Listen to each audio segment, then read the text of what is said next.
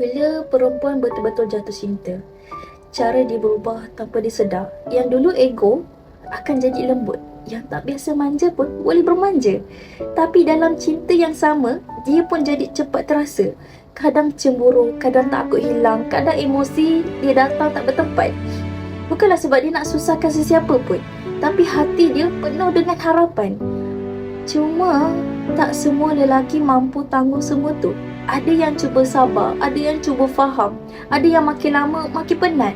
Ada yang sayang tapi tak kuat berdepan dengan emosi yang turun naik. Bukanlah sebab mereka ni jahat, bukanlah sebab mereka ni tak kuat. Bukanlah sebab mereka tak hargai. Mereka bermanusia yang ada had dan batas. Sebenarnya, kadang perempuan perlukan masa untuk matang dan lelaki perlukan ruang untuk bernafas. Masing-masing kena faham